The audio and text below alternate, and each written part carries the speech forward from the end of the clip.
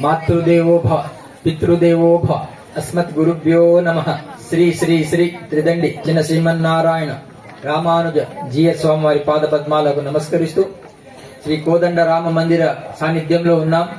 ఆ రాముడి చరణాలకు కూడా మా హృదయపూర్వక నమస్కారాలు అర్పిస్తూ వేదికపై ఉన్న శ్రీమాన్ జగన్నాథం గారు, అలాగే ముఖ్య వీళ్ళందరికీ కూడా చాలా చాలా ధన్యవాదాలు.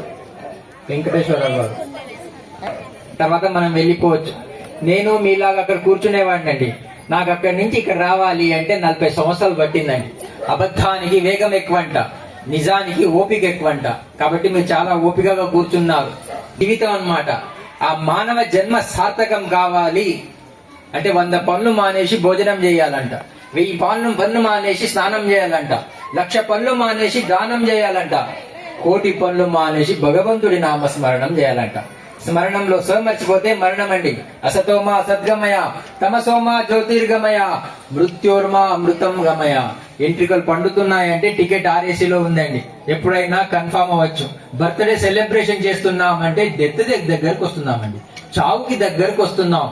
ఈ మానవ జన్మ సార్థకం కావాలి అంటే అమ్మలో మా, నాన్నలో నా, గురువులో ఊ, దేవుడిలో డు, ఈ 4 కలిస్తేనే మానవుడు అండి. మానవుడు మాధవుడిగా మారిన భూమిలో మనం పుట్టాం. శ్రీ రామచంద్రుడు పుట్టిన భూమిలో మనం పుట్టాం. శ్రీకృష్ణ పరమాత్మ పుట్టిన భూమిలో మనం పుట్టాం. ఛత్రపతి శివాజీ పుట్టిన భూమిలో మనం పుట్టాం. కాబట్టి మనలో అంత శక్తి ఉంది అన్నమాట.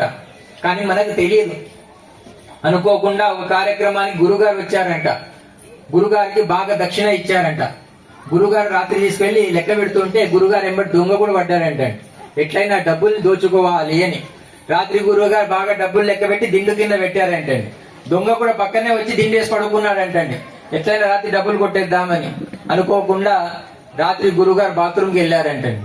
ఈ దొంగ ఆ దిండు లేపి చూశాడంటండి, డబ్బులు కనబడట్లేదంటండి. మరి ఉదయమే లేస్తే మళ్ళీ గురుగారు డబ్బులు లెక్క పెడుతున్నారంటండి. ఆయన ఆశ్చర్యపోయాడంట.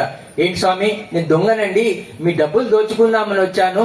రాత్రి మీరు బాత్రూమ్ వెళ్ళినప్పుడు మీ దిండు కింద చూశానండి, డబ్బులు కనబడలేదు. మళ్ళీ ఉదయం లెక్క పెడుతున్నారు, ఏంటి విషయం అడిగాడంట.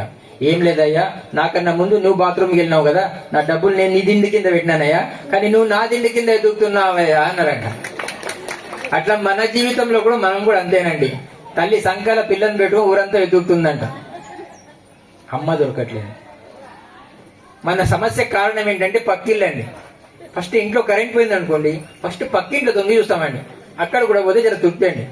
అనుకోకుండా దేవుడు ఇంటికి వచ్చాడంటండి. ఆమెను అడిగారంటే ఏమైనా కావాలి అంటే కోరుకోమని. ఆమె అడిగిందంటండి, దేవుడా మా ఇంటికి వచ్చావా, పక్కింటికి కూడా వెళ్ళావా అని. స్వయంగా దేవుడే ఇంటికి వచ్చి ఏమి కావాలో కోరుకోమంటే సమస్య పక్కిలేనండి. అప్పుడు దేవుడు చెప్పాడంటండి, ఏం లేదమ్మా, నీకు ఏది ఇచ్చినా దాన్ని డబల్ ఇమ్మని కోరుకున్నది అని. ఈమె ఆలోచనగాననుకో పక్కింటానికి 2 పోతాయి. ఈమె ఆలోచించి అడిగిందంట, దేవుడా నాదొక కన్ను తీసేయమన్నదంట. దోమకి చీర కట్టలేమంట, ఏనుగుని ఒళ్ళో కూర్చోబెట్టుకోలేమంటండి, మనిషిని తృప్తిపరచలేమంటండి. డబ్బా పాలు తాగి అందరూ డబ్బు డబ్బు అంటున్నారండి. తల్లి పాలు తాగిన వాడిని, తల్లి భారత మాత కోసం బ్రతకాలనుకుంటున్నాను, బ్రతుకుతున్నాను. కాబట్టి జీవితంలో డబ్బులు ఇంపార్టెంట్ కాదండి, ధర్మం ఇంపార్టెంట్ అన్నమాట. ఒక శవం వెళ్తూ ఉంటుందంటండి, అటు నుంచి పెళ్లి కూతురు తీసుకొస్తూ ఉంటారంట. అప్పుడు ఈ శవం ఆ పెళ్లి కూతురు చెప్తుందంట, అమ్మా నిన్ను 4 మోస్తున్నారు, నన్ను 4 మోస్తున్నారు, నీకు పూలదండ వేశారు, నాకు పూలదండ వేశారు, నీకు బొట్టు పెట్టారు, నాకు బొట్టు పెట్టారు, నీకు చీర కట్టారు, నాకు చీర కట్టారు. కానీ ఒకటి మర్చిపోకమ్మా, ఒకప్పుడు నేను ఈ పొజిషన్ లో ఉన్నా, నేను పెళ్లి కూతురుగా ఉన్నా, కానీ ఒక రోజు నువ్వు నా పొజిషన్ రావాలి అని శవం చెప్తుందంట. అందరం పోయేవాళ్ళమండి, కానీ మానవ జన్మకు వచ్చాం. ఆ మానవ జన్మ సార్థకం కావాలి. తల్లిదండ్రులు జన్మనిస్తారండి, గురువు జన్మ లేకుండా చేస్తాడు. అలాంటి గురు పరంపర ఉన్న దేశం ఈ భారతదేశం అన్నమాట. అందుకే మనల్ని భారతీయులు అన్నారు. భా అంటే ప్రకాశం అండి, రథ అంటే ఆ ప్రకాశం పట్ల ఆసక్తి ఉన్నవాడు భారతీయుడు అన్నమాట. ఈ ఆత్మతత్వం పట్ల ఎవరికి ఆసక్తి ఉంటుందో వాడు భారతీయుడు. తిరుమల వెళ్లి లేనిపోని కోరికలు కోరుకుంటున్నారంటండి. భగవంతుడికి దిమాగ్ ఖరాబ్ అయిపోయిందంటే, మనిషిగా పుట్టించాను, ఏమి కోరుకోవాలో కోరుకోవట్లేదని భగవంతుడు అక్కడి నుంచి లేచి వెళ్ళిపోయాడండి. అడవిలో కూర్చున్నాడంటండి. మీలాంటి భక్తులందరూ అక్కడ రావడం మొదలు పెట్టారంటండి. అక్కడ కూడా వద్దని సముద్రంలో కూర్చున్నాడంటండి. అక్కడ కూడా రావడం మొదలు పెట్టారంటండి. అప్పుడు భగవంతుడు ఆలోచించాడంటండి, ఎక్కడ కూర్చుంటే వీళ్ళు నన్ను వెతకరు అని వచ్చి మనలో కూర్చున్నాడంటండి. ఆ మనలో ఉన్న భగవత్ తత్వాన్ని తెలుసుకోవాలి. మనమందరం ఆత్మస్వరూపులమండి. యవ్వనం మహాత్ములతో సంబంధం పెట్టుకోవాలి, వృద్ధాప్యం ఆ పరమాత్మతో సంబంధం పెట్టుకోవాలి. ఈ సంబంధాలే శాశ్వతమైన ఆనందాన్ని ఇస్తుంది. రైతు బజార్కి వెళ్ళి పావు కిలో ఆనందం ఏమంటే ఇవ్వలేడు. కాబట్టి ఆనందం మనలో ఉంది. మనం అందరం ఆనంద స్వరూపులం, ఆ భగవత్ స్వరూపులం. మీలోనే అంత శక్తి ఉందన్నమాట. మీరందరూ జగజ్జని పుత్రులు అంటారు, స్వామి వివేకానంద చెప్తాడు అనమాట. కాబట్టి ఆ దిశగా ఆ మానవ జన్మ సార్థకం కావాలి. అనుకోకుండా కార్యక్రమం జరుగుతుంటే చాలా మందికి ఇంట్లో నిద్ర రాదండి. కార్యక్రమం అంటే నిద్ర వస్తుంటదండి. ఆయన నోరు తెచ్చి పడుకున్నాడంటండి. అటు నుంచి ఒక పాము వెళ్తూ ఉండంటండి. ఆ పాము తన పుట్ట అనుకుని నోట్లో వెళ్ళిపోయిందంటండి. మీలాంటి మంచి వాళ్ళందరూ కలిసి డాక్టర్ దగ్గర తీసుకెళ్లారంట. డాక్టర్ గారు అనుకోకుండా బర్మా కాలనీలో కార్యక్రమానికి వచ్చాడండి, నోట్లో పాము వెళ్ళిపోయిందండి, ఏం చేయమంటారు అని అడిగారంటండి. ఏమీ లేదయ్యా, కొన్ని శనగలు 4 పుల్లారెడ్డి స్వీట్ తీసుకురామన్నారంట. డాక్టర్ గారు ఫస్ట్ శనగలు తినమన్నారంటండి. తిన్నాడంటండి. ఇప్పుడు ఏం చేయమంటారు అని అడిగారంట. పుల్లారెడ్డి స్వీట్ కూడా తినేమన్నారంట. 4 తిన్నారంటండి. 1 రోజు, 2 రోజులు, 3 రోజులు, 4 రోజులు, 5 రోజుల నుంచి ఇదే ట్రీట్మెంట్ నడుస్తుందంటండి. 6 రోజు కుర్రవాడు అనుకున్నారంట. డాక్టర్ గారు మళ్ళీ ఎట్లైనా శనగలు పుల్లారెడ్డి స్వీట్ అంటే వచ్చేటప్పుడు పట్టుకొచ్చారంటండి. పట్టుకొచ్చి శనగలు తిన్నారంటండి. ఇంకెట్లయినా పుల్లారెడ్డి స్వీట్ తినమంటారని తినబోయారంటండి. డాక్టర్ గారు 10 నిమిషాలు ఆగమన్నారంటండి. ఇంకా 10 నిమిషాలు ఆగాడంటండి. పాము మెల్లగా బయటకు వచ్చిందంటండి. దేనికోసం వచ్చిందండి? శబాష్, దేనికోసం వచ్చింది? పుల్లారెడ్డి స్వీట్ ఇవ్వలేదు, పాము బయటకు వచ్చిందండి. డాక్టర్ గారు పాము పట్టుకుని అడవిలో వదిలేశారండి. మీ జీవితం కూడా అంతేనండి. ఒక 20 రోజులు, వారు ఇందాక ఆర్తి గురించి చెప్పారు, సీరియల్ రోజు మానేయాలండి. జీవితంలో బాగుపడాలి అంటే వాళ్ళు ఏదో ఒక రోజు మానేయమన్నారు. నేను అనేది ఏంటంటే సీరియల్ చూడడమే మానేయాలి. రోజు రావాలి, రోజు భగవంతుడికి మంగళారతి ఇవ్వాలి అన్నమాట. కాబట్టి మీ జీవితంలో ఈ శరీరానికి 21 రోజులు ఏది అలవాటు చేసుకుంటుందో అదే అలవాటు అవుతుంది. మంచిని మైక్లో చెప్పాలంటండి, చెడుని చెవులో చెప్పాలంట. చెడు ఊరంతా చెప్పొస్తామండి, మంచి గురించి చెప్పామన్నమాట. కాబట్టి ఆ మంచిని చేయడానికి ఒక ప్రయత్నం చేద్దాం. సముద్రం నదిని అడిగిందంటండి, ఎప్పుడు దాకా నాలో వచ్చి కలుస్తుంటావు అని. అప్పుడు ఆ నది చెప్పిందంటండి, ఎప్పటి వరకు నువ్వు తీయగా మారో అప్పుడు దాకా నేను వస్తూ ఉంటా అని. టైగర్తే గొప్పవాళ్ళు కారండి, ట్రై చేస్తే గొప్పవాళ్ళు అవుతారు. కాబట్టి మనిషి జీవితంలో ప్రయత్నం అనేది చేయాలన్నమాట. అనుకోకుండా ఒక 2 ఊరు వాళ్ళు కలిసి మొత్తం ఊరు తగలబెట్టుకున్నారంటండి. చిన్న పిచ్చుక వచ్చి నీళ్లు పోస్తుందంటండి.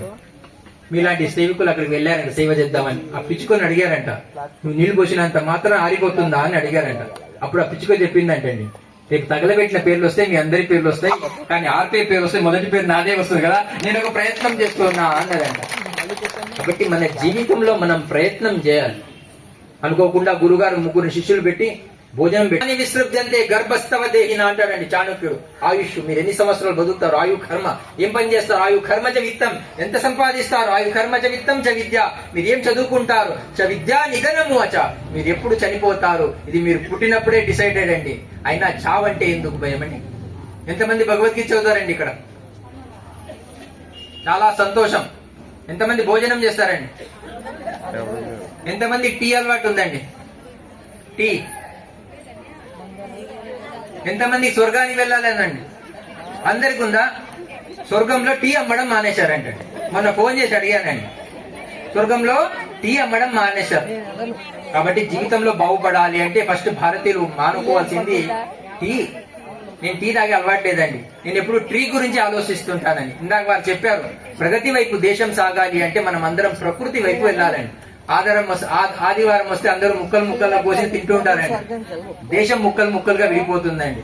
కొంచెం మొక్కలు నాటడం అలవాటు చేసుకుంటే మంచిది అన్నమాట. కాబట్టి పుట్టినరోజు సందర్భంగా ఏదైనా ఉంటే ఆ కేకులు తీసి ముఖాన్ని కొట్టుకొని ఆ దీపాలు ఆర్పకుండా మనం వెలిగించే వాళ్ళమండి. 10 మంది బాగు కోరుకునే వాళ్ళం. అనుకోకుండా ఒక కార్యక్రమం జరుగుతుందంటండి. ఒక కుర్రవాడు మధ్యలో నుంచి లేచి వెళ్ళిపోతున్నాడండి. గురుగారు చివరి రోజు పిలిచి అడిగారంట, ఏమై మధ్యలో నుంచి లేచి వెళ్ళిపోతున్నావు, ఏంటి విశేషం అని అడిగారంట. గురుగారు నాకు కొత్తగా పెళ్ళయిందండి, మా ఆవిడ కడుపుతోనే ఉందండి, అందుకే భోజనానికి వెళ్తున్నా అన్నారంట. గురుగారు అడిగారంట, మీ ఆవిడ అంటే అంత ప్రేమానయ్యా అని. అవును స్వామి అన్నాడండి. అయితే ఒక చిన్న పరీక్ష పెడదామయ్యా, మీ ఆవిడ నంబర్ నాకు ఇని గురుగారు నంబర్ తీసుకున్నారంటే. అబ్బాయికి ఒక గ్లాస్ బాదాం పిస్తా కలిపిన పాలు ఇచ్చారంటండి. ఆ పాలు మొత్తం తాగగానే అబ్బాయి మూర్చపోయాడంటండి, స్పృహ కోల్పోయాడు, కానీ బతికే ఉన్నాడండి. గురుగారు వాళ్ళ ఆవిడ ఫోన్ చేసి చెప్పారంట, అమ్మా మీ ఆయన చనిపోయారమ్మా, వస్తారా అని. ఇంట్లో ఉన్న వాళ్ళందరూ కట్టుకొని వచ్చి ఏడుస్తున్నారంటండి. ఎంతసేపు ఏడుస్తారండి? ఓపిక 1 గంట 2 గంటలు 3 గంటల తర్వాత గురుగారు ఆ అమ్మాయికి చెప్పారంట, అమ్మా నువ్వు కడుపుతో ఉన్నావు కదా, నువ్వు ఎక్కువ ఏడిస్తే నీ బిడ్డకి ఇబ్బంది అవుతుంది, ఒక గ్లాస్ పాలు బాదాం పిస్తా కలిపిన పాలు తాగాని అమ్మాయికి ఇచ్చారంటండి. ఆ అమ్మాయి పాలు తాగుతూ ఉందంటండి. సగం తాగంగానే గురుగారు ఒక విషయం చెప్పారంట, ఒక విషయం చెప్పడం మర్చిపోయానమ్మా, ఈ పాలు మొత్తం నువ్వు తాగావనుకో నువ్వు చనిపోతావమ్మా, మీ ఆయన బతుకుతాడమ్మా అని కక్కమని పాలు తాగడం ఆపేసిందంటే. గురుగారు కడుపుతో ఉన్నాను కదండి, నాకు ఒక బిడ్డను చూడాలని ఉందండి, మా ఇంట్లో అత్తగారు ఫ్రీగా ఉన్నారండి, ఆమె ఏ కార్యక్రమానికి రారండి, ఈ పాలు ఆమెకి ఇస్తే బాగుంటుంది అని ఆ పాలు తీసుకెళ్లి అత్తగారికి ఇచ్చారంటండి. అత్తగారు కూడా అదే అన్నారంట, స్వామి ఎప్పటి నుంచో నాకు ఒక మన్మణ్ణి చూడాలని కోరికండి, మా ఆయన ఈ మధ్యనే రిటైర్డ్ అయ్యారండి, ఆయన కూడా ఏం పడిపాట లేదండి, ఈ పాలు ఆయనకి ఇస్తే బాగుంటుంది అని ఆ పాలు తీసుకెళ్లి ఆయనకి ఇచ్చారంటండి. ఆయన కూడా అదే మాట అన్నారండి, స్వామి ఎప్పటి నుంచో నాకు ఒక మన్మరాల్ని చూడాలని కోరికండి, మా కొడుకు ఒక వెధవండి, వీడు ఏ కార్యక్రమానికి వెళ్ళడండి, ఈ పాలు వాడికి ఇస్తే మంచిది అని. మనం పిల్లల్ని వెధవ అని తిడుతుంటామండి, మనం వెధవలం కాదండి, మనం వేదాలకు వారసులం అన్నమాట, మర్చిపోయాం మనం ఎవరమన్నది. అప్పుడు ఆ కుర్రవాడు అన్నాడంట, స్వామి మీలాంటి మహానుభావుల ప్రవచనాలు చాలా వింటూ వస్తున్నాను స్వామి, మాకంటూ ఏదో ఒక సంబంధాలు ఉంటాయి కదా స్వామి, గురువులు ఏ సంబంధాలు పెట్టుకోరని విన్నానండి, ఈ పాలు మీరు తాగితే బాగుంటుంది కదా అని అంట కుర్రవాడు. అంటే పోతే గురువు అని నేను బాగుండాలి అని, నేను పోయినా పర్వాలేదు నా గురువు బాగుండాలి, నా దేశం బాగుండాలన్న భావన ఏనాడైతే ఈ భారతీయుల్లో వస్తుందో ఈ దేశం మళ్ళీ ఆ పూర్వ వైభవానికి వస్తుంది. కేరళలో 3వ తరగతి పిల్లని టీచర్ అడిగిందంట, what is the difference between coconut and Coca Cola అని. కోకోనట్ అంటే కోకోకోలా, కోకోనట్ వాటర్ అండి, కొబ్బరి బొండానికి కోకోకోలాకి ఏంటి తేడా అని. ఆ అమ్మాయి రాసిందంటండి, కోకోకోలా ఇస్తే వాళ్ళు స్ట్రా వేసి ఇస్తారండి, తాగేటప్పుడు తల దించాల్సి వస్తుందండి, నేను తల దింస్తే నా దేశం తల దించినట్లండి, అదే మా ఊర్లో కొబ్బరి బొండం ఇస్తే వాళ్ళు స్ట్రా వేసేవారండి, నేను తలెత్తి తాగుతాను, నేను తలెత్తానంటే నా దేశం తలెత్తినట్లు అని. ఈ దేశం తలదించే పని మనం ఎప్పుడు చేయకూడదండి. ఒక